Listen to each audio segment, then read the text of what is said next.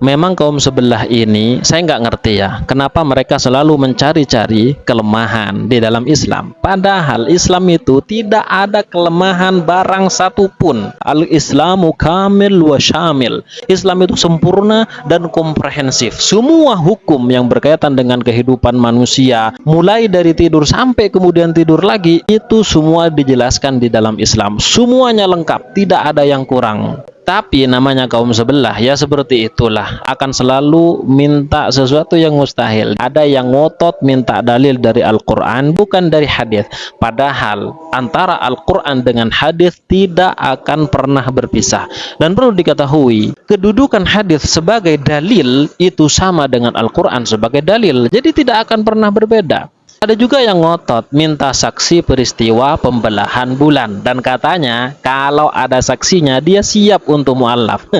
Padahal orang kafir dulu saat sudah lihat secara nyata bagaimana bulan dibelah oleh Rasulullah atas permintaan mereka, mereka juga nggak beriman. Apalagi lu yang memang tidak melihat peristiwa secara langsung, apakah kemudian beriman walaupun ada saksinya? Padahal sudah saya sampaikan saksinya siapa saja pada saat itu. Ada juga yang bahkan merendahkan Nabi Muhammad SAW tatkala air keluar dari jemari Nabi Muhammad SAW.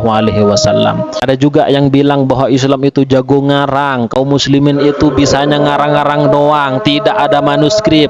Padahal kita tahu semuanya tentang masalah ini. Para ulama, para sahabat, para tabi'in, atba'ut tabi'in itu diriwayatkan dengan lisan by lisan, dengan menggunakan kekuatan hafalan. Dan kita tahu orang Arab itu sangat kuat hafalannya. Dan bahkan juga ada yang terang-terangan mengatakan bahwa Al-Quran itu hanyalah dongeng. Dan ini sungguh sesuai dengan firman Allah Subhanahu wa Ta'ala dalam surat Al-Anfal ayat 31, wa idza tutla alaihim ayatuna qalu qad sami'na walau nasha'u laqulna mithla hadza in hadza illa asatirul awwalin.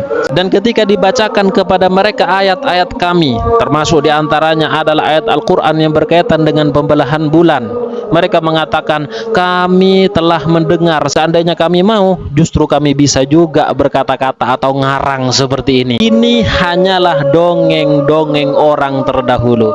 Subhanallah. Jadi tuduhan-tuduhan mereka terhadap Al-Quran sudah digambarkan oleh Allah Subhanahu wa Ta'ala di dalam Al-Quran itu sendiri. Dan sebenarnya pertanyaan-pertanyaan mereka itu sudah dijawab oleh Mas Yeheskil. Sangat mantap Mas Yeheskil. Bahkan ada komenan yang lucu dari teman kita, nanti kalau kaum terjemahan ini yakin mukjizat Nabi Muhammad 100% benar, faktanya bisa ditemukan, nanti malah dipertuhankan juga.